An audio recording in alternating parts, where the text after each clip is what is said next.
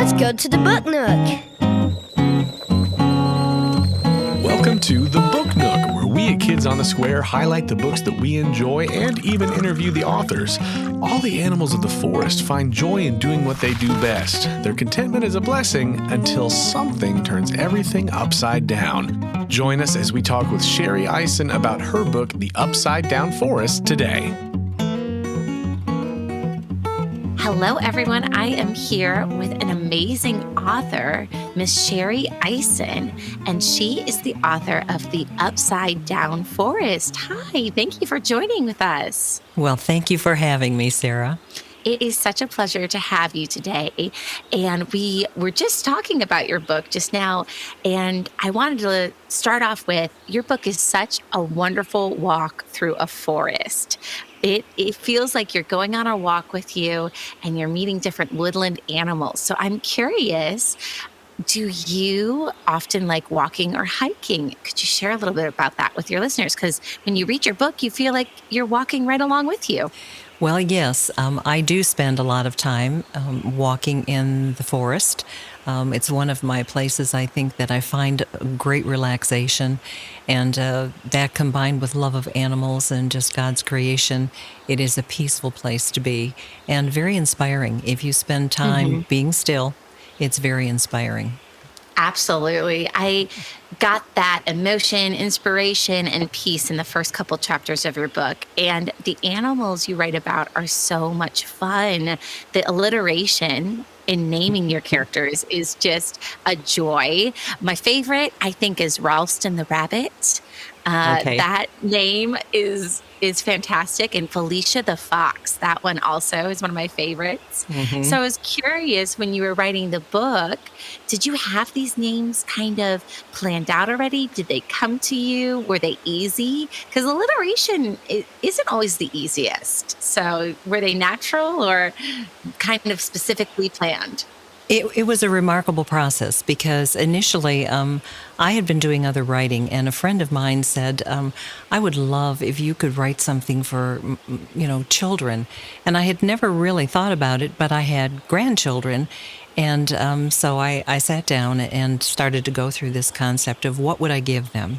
So the characters, actually, when I started this, I knew I wanted to have an allegory of salvation. I knew that.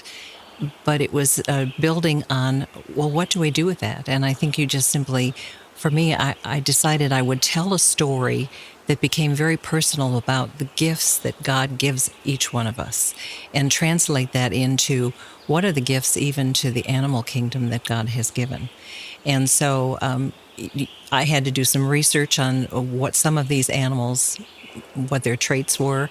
And it almost came to the place where I was engaged with this story as much as a reader would be because it was kind of writing itself as I went along, and the journey became something that was growing.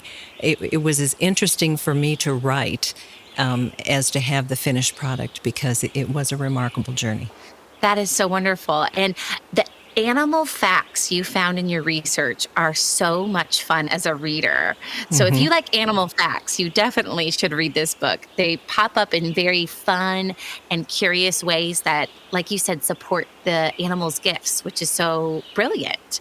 So can you share a little bit more about your writing process? So you mentioned that a friend said, have you ever thought about children's literature?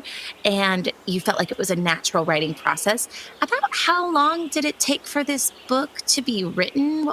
Well, I didn't do it every single day, but I would say it probably took about a year. It sounds like a very long time, but you kind of do it intermittently in between, and you do your research, and then you start to study facts about what things are going on, and it becomes so intriguing that it takes up some of your research time. Also, when I came to the part I did ask one of my granddaughters in the process of it if she would give me her impression of what things were as I was going through it. And a couple of them she was just very drawn to. One is Owen the owl. She loved the look of the snowy owl, and that became her favorite character. And when I was talking about Snake, we began to research what were dangerous snakes and what was really frightening. And so I asked from a child's perspective. I gave her several pictures and said, honey, which one of these do you think is really the scariest, something that's really bad? And she pointed out what she felt, and so that was used for the snake that was in the story.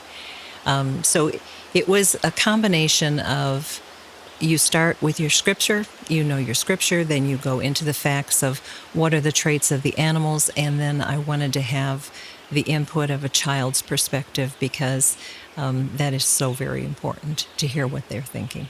Oh, I love that your granddaughter got input into this book. You definitely feel that as a reader. There's a wonderful whimsy in the story. And even though it's an allegory, you still kind of wonder the twists and turns that are going to happen in the journey. Question for you. Do you have a favorite animal or woodland creature in the story? Do you have one that kind of rises above for you, or is the love equal for all your characters that you've written? You know, I really do like each one for what they represent. Everyone had a meaning to me. I think Felicia Fox, there was something in that, in the nurturing of her cubs and all of that. But I have a special tenderness for Owen. I think the dedication to stay with the truth in this story, because the whole point behind this in many ways is it is so easy for lies to be presented in a manner that will draw people in, children in, and adults can be drawn in as well. And so we look at this, and as I started to write, I thought, how are we deceived? And how do children understand that we have to be very mindful that there's lies that are going to present themselves as something that looks really inviting, and in the end, it's really not. And so I think every one of the characters had a special meaning because each one brought something valuable, and collectively, it made that forest life so much better. And for us, collectively, our gifts do make life better one for the other. Yes, absolutely. That is a big reason why I love this book. It sticks in your mind. You make the characters so relatable, but you also make Snake's lies really understandable, and phrases that you hear throughout your day and things that we're faced with, everyday challenges, are in this book. And I love the way that especially Owen the Owl reacts to those things and how he deals with them. Was there a special book in your childhood or your upbringing that you still love? Is there any specific children's literature you still love? I think my all-time favorite children's book is The Velveteen Rabbit. That just is the top of my list of the way anyone created things that really matter. And I think the rocking horse in that became my very favorite character of expressing what it means to become real. And so, yes, The Velveteen Rabbit would be that book. Oh, that is a great pick. Oh, I love it. If you could give some advice or inspiration or anything you've learned to young readers or even young writers in our audience, do you have any words of wisdom that you'd like to share with them about? It could be anything. It could be the writing process. It could be about storytelling. But if you could encourage any of our listeners out there who might be thinking, this book sounds really great. Maybe I could write my own book. What would you like to say to them? I would encourage them to do that. If God has placed something on your heart and there is something that you really feel you want to do, you're compelled to do this, it's very easy to talk yourself out of it because I'm not a professional writer, but I have written for a very long time. And I think people will talk themselves out by saying, well, I haven't been formally trained, or that's okay. If God has given you a gift, just as the characters in this book, use that gift and let him take it where he wants it to go. And if he is going to use it, that's fine. And if he's not, that's fine too. You have still done your best. I think we don't write for our glory. We write for his. And so in the course of that, if he's called you or impressed something upon your heart, just do it. And even for youngsters, I will tell you that as a very little girl, I always had a desire to write. And I would pretend when I was young that I was writing books, and I would do the whole thing and set them up.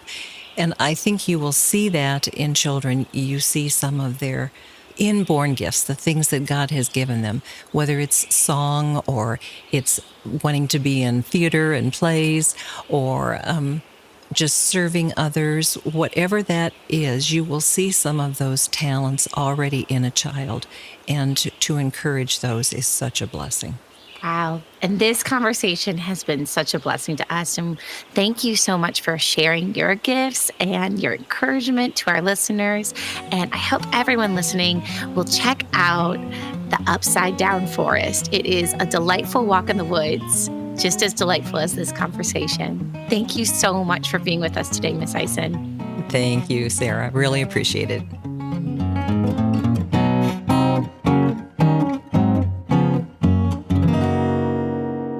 Thank you for listening to this episode of the Book Nook on Kids on the Square. We hope you enjoyed hearing about the Upside Down Forest. If you did, please share this episode with a friend and subscribe to our podcast page so you don't miss our next episode. If any of you out there listening would like to order your own copy of the Upside Down Forest, you can find it in the shop at thepublicsquare.com. Kids on the Square is generously supported by listeners like you. If you'd like to support this program, you can contact us via our website, kidsonthesquare.com. And if you're a parent or guardian listening and you're new to the Public Square, we hope you visit our website, thepublicsquare.com, and discover the full host of other radio products we have available. Thanks for joining us, and we'll see you next time on Kids on the Square.